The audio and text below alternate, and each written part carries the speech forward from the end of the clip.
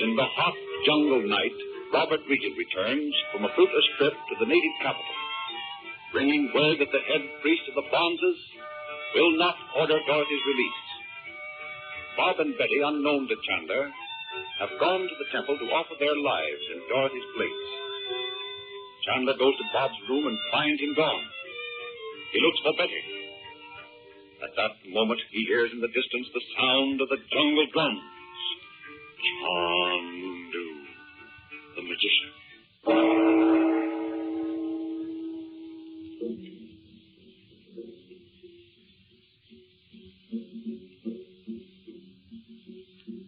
I'm going over there.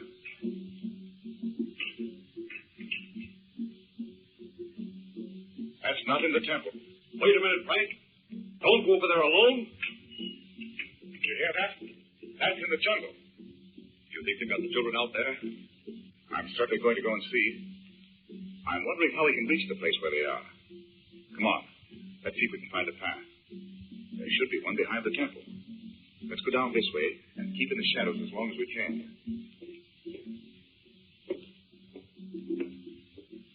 How could they get Bob and Betty out of their room without you hearing them? If you were sitting right there in the chair all the time. Bob and Betty have probably gone over there of their own accord. What? After that experience tonight? I know.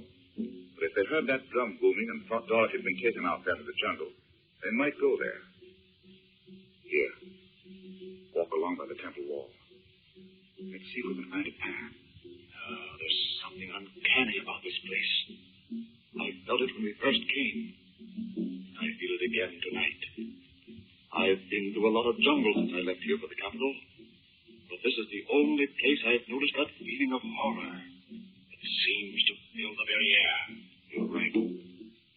Wait. What was that? Just an animal, I guess. What makes you think there's a path near here? I know there must be. They must have some way to come and go between here and the ceremonial place. But it's so black. We'll never find it except by chance. Stop here just a moment. You're directly behind the temple. Is there a door in the back wall of the temple? I've never seen one. Of course, I've never examined the place very closely. I've never had the chance. You can't tell where the sound of that drum is coming from. It seems to be hanging in the air. They'll build a fire soon, I know. And then we can tell where they are. Look here. Look. Isn't this the beginning of the path? Feel right here. How can you tell? Yes, I know it is. Look here. I'll follow close behind you. I never could find my way through this undergrowth. It seems to be almost as dense as the rest of the jungle. No. There's a path here, all right. It probably winds back and forth over... Wait a minute. Step back here. Confound these white clothes. Yes. And they may have left guards along the path. Oh, I think not. They'd never think of attempting to reach that place in the jungle. What did you think you heard then?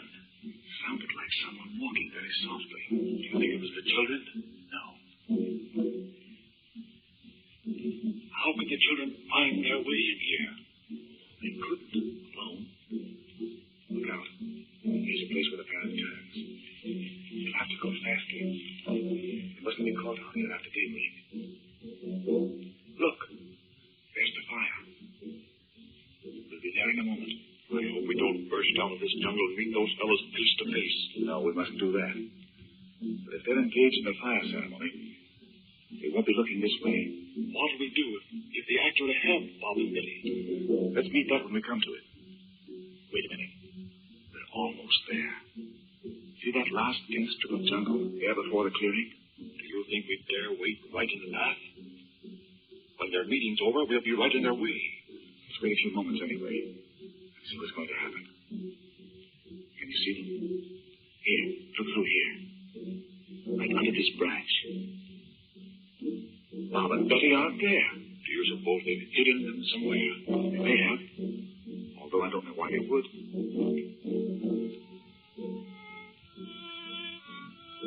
Standing there on the other side of the fire, facing us. Do you know who that is? It looks like the guy Dr. Shaw sent you to take you through the jungle. It is. But I don't understand. Wait. He's going to tell them something. You had but the words of the priest. I will tell you what my eyes have seen. Through the jungle I led the husband of her who is to die. It seems very strange to me Dr. Shaw would send me into the jungle with a native who was already mixed up in this business. I'm beginning to understand a lot of things. Listen to that. By night and day I led him through the thickest parts of the jungle. As many times I wished he would die. But because it was forbidden, I could not kill him myself. My word. I'm glad we came here tonight, though. When we arrived in the great temple, I took him at once to the one who seeth in darkness. I whispered my story into his ear, and the white man knew it not. But the one who seeth in darkness is very wise. He turned his face away from the white man because he knew. What does he mean? He means the reason the man wouldn't listen to you is because he recognized you. But if he did, I can't see how I ever escaped with my life. You will see. Listen.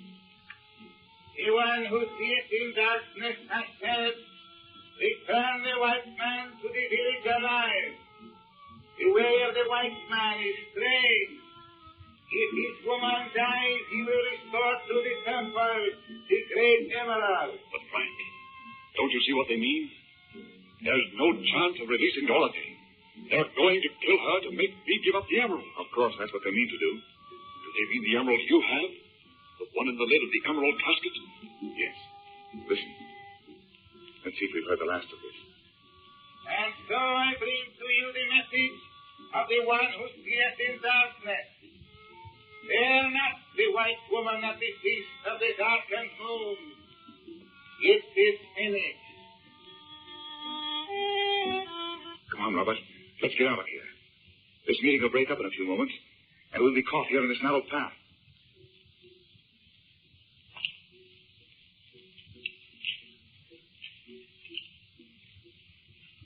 Listen, Frank.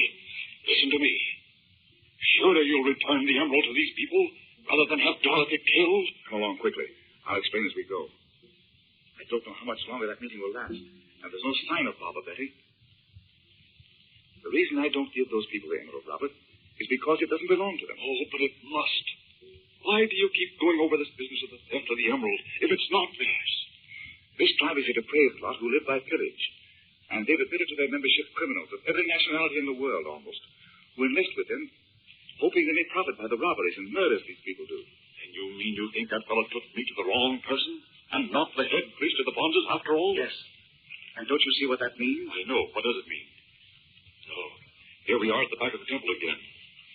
We've only a few minutes. But let's look around quickly and see if Bob and Betty are here. Are we to look inside the temple? I hope they haven't gone in, because I know they keep guard before the altar day and night. Yes, round this way. Look up at that branch there. Yes, thanks. Just missed running into it. It must be nearly morning, isn't it? Yes. It'll begin to grow light in a few minutes. We'll go up the steps very softly and put our ears against the door. We may be able to hear something, even though those doors are pretty thick. They're right through here. Hush. Stop a minute. What is it? There's someone sitting right in front of the door. Don't you see them? My word. You have eyes like a cat. See that shadow? It's someone sitting on the top step. What are we to do? If it's the guard, he's already seen us and the harm is done. I'm going up there.